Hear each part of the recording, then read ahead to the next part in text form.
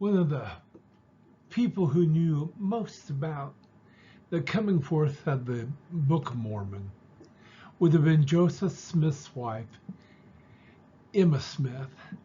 Now, in 1879, early that year, it became obvious that Emma was nearing her last day. Alexander was told, come home to Nauvoo if you want to see your mom alive again.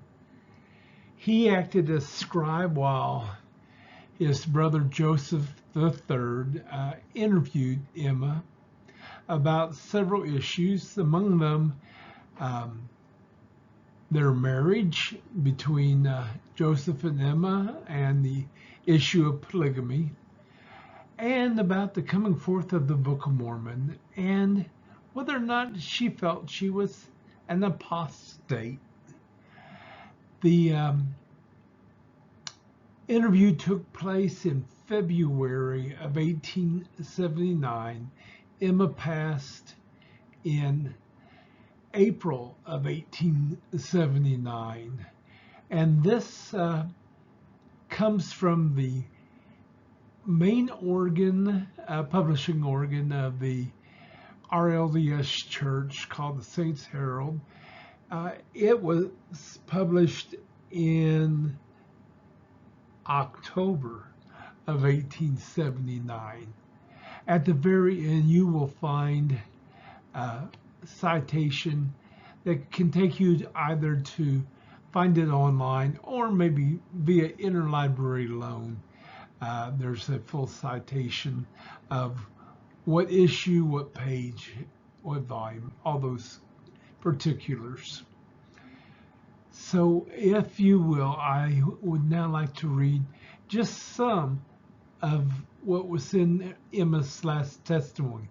This is not going to touch on her consideration of polygamy or any other issue other than the Book of Mormon. Emma speaks.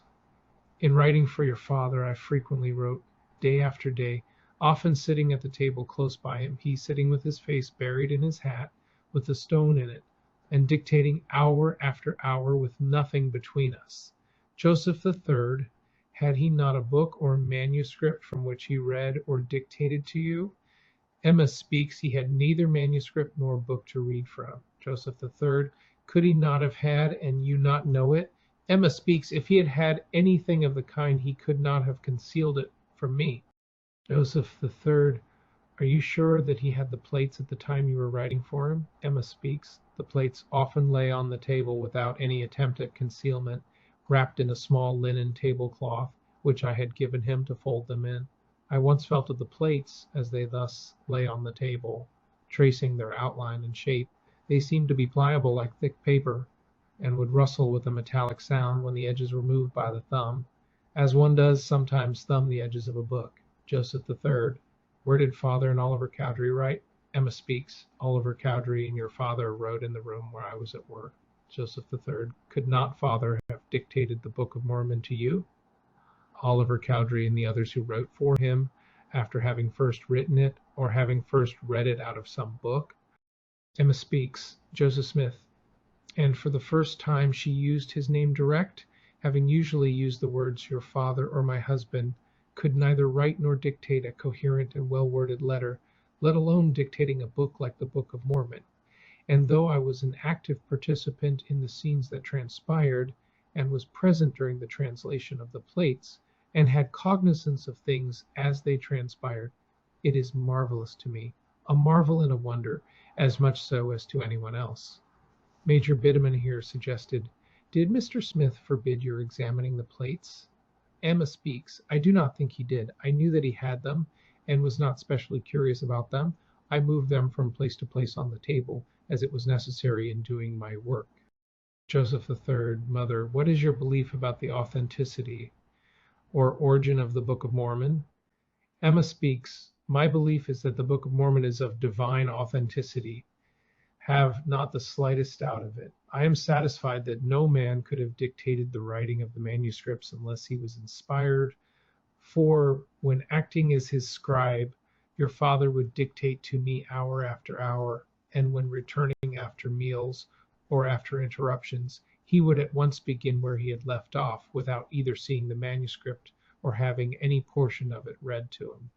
This was a usual thing for him to do. It would have been improbable that a learned man could do this, and for one so ignorant and unlearned as he was, it was simply impossible. If you appreciate this short little video, I would ask you to like it so that it might continue to be referred to more people. If you enjoyed this content and would like to see some of the others and future content, I would invite you to subscribe. Now, I said what everyone else says.